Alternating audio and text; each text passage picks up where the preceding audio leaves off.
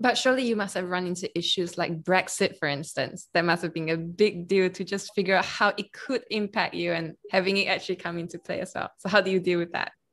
Yeah, definitely. So thankfully for us, I had an economist on our team who was like trying to predict what will happen. I'll try to do justice to his logic. So he was like telling me, okay, so for Brexit to happen, the UK needs to be more protectionist, right? They want to protect their domestic industries. However, they would also want to benefit from all the trade that's happening in other countries. So they would be signing a lot of trade agreements with countries individually that they didn't have to in the beginning because the EU would have signed it. But now they're not part of the EU, they would protect industries that are local to them. And then he was like, so if they become more protectionist, but they won't be more protectionist for rice because they don't grow rice. So in that sense, they would want to incentivize rice to come in. So what they would do is they would either sign an agreement to maintain the incentives that rice producing countries get for bringing rice into the EU, or they will make it more attractive for the UK specifically. They won't make it less attractive. They will probably make it less attractive for crops that they grow themselves because they want to protect local British farmers, but rice is not one of them. And that was his prediction. I was like, sure? Because there's this whole debate going around like what's going to happen in Brexit, right? But it turned out his prediction was correct. And the UK's tariffs are actually lower for rice. And it actually helped us because it then meant that more goods could come in. We had an easier time getting it into the UK. And how did you end up getting into the top 5 caterer distributors and meeting with the board? So that was something that Kisem and I sort of stumbled upon. So before COVID happened, we actually managed to get them very interested in our product. We managed to get one of them to pilot our product. And how we did it was we would basically join a lot of business networks. And once we had a pilot, we would basically request that the caterer, it's normally not as easy to get into a distribution network because they get pitched a lot of different products with a lot of different suppliers all the time. So how you stand out sometimes we thought was that if we got the caterer, i.e. their client, to basically pitch us, it would be more powerful because the client would be like, oh, I want to use these guys. Can you like stock them? And so we tried that. We thought, okay, it was quite successful in a small way with the pilot. So can we make it larger? Can we find the larger distributor from this pilot client we have and ask them, hey, we think it'd be more convenient if you stock us so that we can deliver to this client of yours. And they just thought like, okay, yeah, she will put you on a wait list. That kind of stuff. And we were like, it's fine. We're on the wait list. Good. Then the next thing that happened was that we actually went to an event where it was like a business networking event. And in one day, we met 3 or 4 of the largest caterers, as well as food service clients, as well as their clients. So the sites they were catering for. So we got them interested, and Kisem actually said, yeah, we're on the wait list for this major distributor. So you don't have to like do much. You can just ask them about us. And the thing is probably like a huge distribution company. So there are like a lot of players. So we're probably on some list somewhere. It's just like on a list on the computer database. But then what happened is that all these catering companies went back and actually did what Kisem said, which was like they emailed the distributor asking, oh, hey, do you have these guys? So we plan to stock them. And then suddenly we have gotten emails from these people to like, blah, blah, blah. Would you like to come in to speak with us? And we were like, sure. and they were very happy to stock us. They even wanted us to be exclusive. And that's sort of how we got into a lot of these catering companies. Unfortunately, COVID threw a spanner in the works.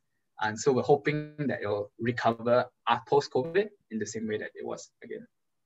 And how has COVID impacted what you're doing as well? Because you were in London and now you're in Malaysia.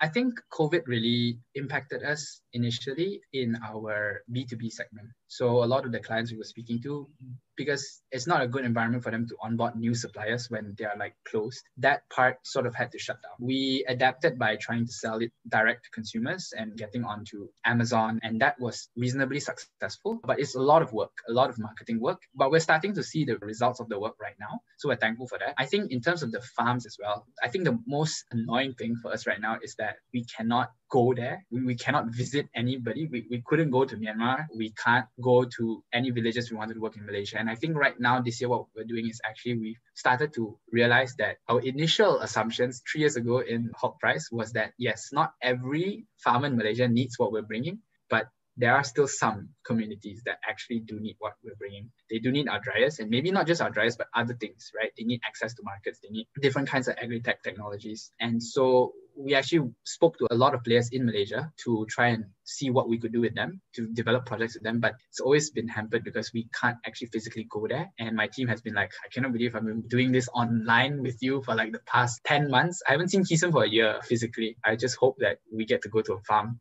Like some of my team members are like, I joined this because I really wanted to go to a farm. I really hope I get to go to a farm before I leave. And I'm like, yeah, I want to go too. It makes a difference when you actually are able to interact with the very people that you've been speaking to for so long, or been meaning to implement something, to test something, to help them, to improve some sort of process that they're working on. That was how it worked for us initially in Outprice. All of our theorizing just went out the window once we actually met them in real life. And that is actually what we remember. All those stories I told you, those are the things you remember, and those are the things that you actually learn from and you actually develop into something meaningful. So yeah, I can't wait for us to be able to do that. So for everyone who is listening, what do you think is the best way for people to support you and what RiceSync is doing? You can support us by going to our website. If you like our rice, you can get it. It's available in Malaysia and the UK. But more importantly, actually, if you know any farming communities that would need our help, you know any organizations that would potentially be cool for us to partner with or even just speak with, or if you just want to get in touch, and want to help out, you can contact us via our website as well, or help@rising.com. And yeah, we're more than happy to speak to people about potential opportunities, potential collaborations. And also, if you like our rice, let us know. I imagine, everyone listening to this can tell that you're so passionate, so driven about it, so much work.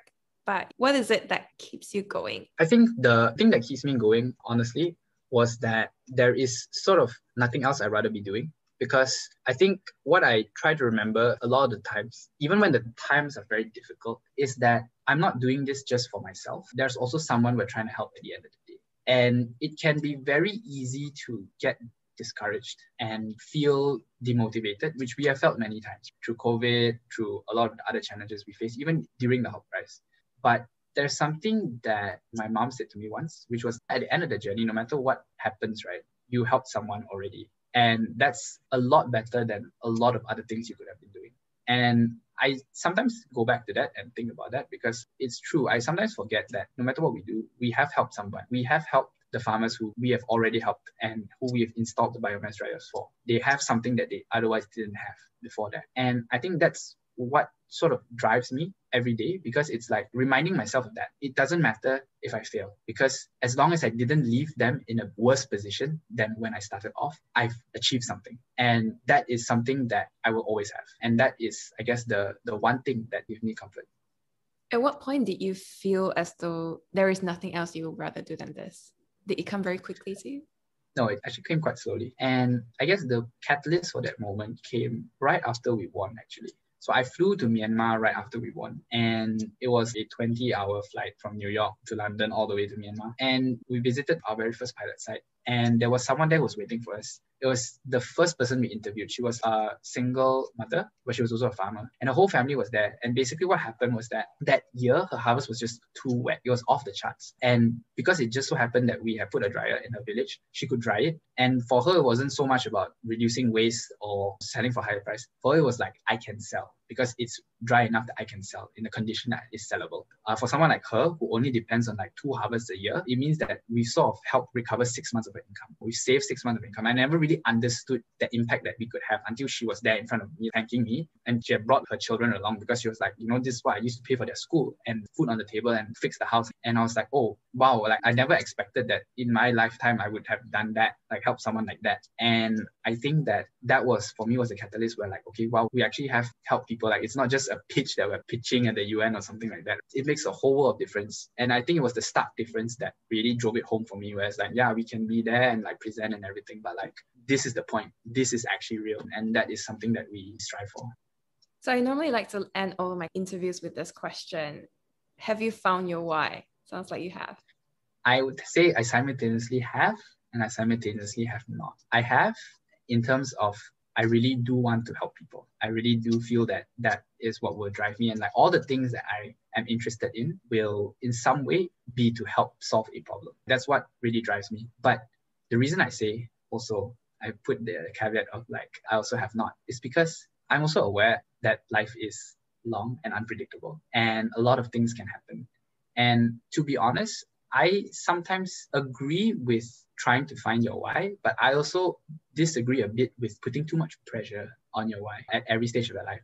I think there's a statistic that says that only when you're like 38 years old, like statistically, that's when people actually do find what they want to do with the rest of their life. So my advice is always to take it easy. And I also sometimes have a trouble following this advice of like to tell myself, take it easy. You like to help people. You're doing the best you can right now and just stay the path and keep trying. And you never know if like another huge opportunity will come up again, right? That's how Hot Price happened. I was never expecting it. I was just exploring it. And then it just came up and then it really took over my life in a way that I'm really grateful for. And I don't know what's going to happen in the next 2 years. Don't know what's going to happen tomorrow even. So I always take comfort in the fact that you don't have to be so stringent on your why as well. You know it, but you also leave room to learn more about yourself as you go along. And what kind of legacy do you want to leave behind? Actually, a very good question. Not many people ask that. I think the legacy I want to leave behind is I want to basically create a world where people aren't afraid to achieve and believe that they can achieve their full potential, where the conditions and the circumstances that they're brought up in do not lead them to believe that they are limited, which is what I see quite often, not just in the communities we work with sometimes, because a lot of times they are just as smart as us. They can solve as many problems as us, and sometimes they're even smarter, they're more ingenious than us. They just don't have the exposure sometimes. They don't have the awareness of tools that we have, or the same opportunities that we are afforded simply because of where we are born. And I also see this a lot. Being the only Southeast Asian team in the Hot Prize, right, in the accelerator, the next 2 years, there were an explosion of Southeast Asian and East Asian teams because a lot of students will come up to me and tell me like, oh, because like once we won, then our university thought, oh, actually Asian can win. And then so maybe you guys should join. I mean, that's the reality of it, right? But I would want to create a legacy where people don't really think like that. They really think like, I can do it. And all I have to do is just try and push myself. And I can do it. And what do you think are the most important qualities for a successful person? I think the most important qualities for a successful person, first thing is to not be afraid to try and fail. The second thing is you need to have grit or perseverance. And the third is you need to learn to have a little bit of fun. If you notice all the very successful people in the world, right, they have a bit of a personality if you think about it. Look at Elon Musk, Bill Gates, Jack Ma. They have personalities, and I think you need to enjoy or have fun with what you're doing. If not, it won't really matter. You can't succeed. It's very hard to succeed in something you don't have fun with. And where can people go to connect with you, follow what you're doing, support Rising? You can get to know us at our website. So we have two. One is for the UK and one is for Malaysia. So eatpaddy.com is UK and paddy.com.my is for Malaysia. And that's where you can go to get in touch to support us, to see some of our rice if you want, and see some of the work we're doing with the farmers. Fantastic. And I'll add all of that in the show notes. Is there anything else you'd like to share that we haven't covered yet? I think that you've sort of, well, that's one thing. Ling has actually been one of the most well-researched podcast interviews I've ever done, because I think most people ask me the same questions again, but you actually went out of your way to research on all the things that I talk about in my social media and things like that. So it's actually definitely a very good approach. I think more people should do that. And that was the end of episode 47. The show notes and transcript can be found at sothisismywhy.com/47. alongside a link to subscribe to this podcast weekly newsletter. And stay tuned for next Sunday, because we'll be meeting one of the best mentalists in the world, who is often thought to be able to read minds. He shares how he first discovered a love for magic, using it to pay his way through college before eventually working, then leaving Merrill Lynch to pursue a full-time career as a magician and mentalist. One of his highest peaks, ranking 3rd in America's Got Talent.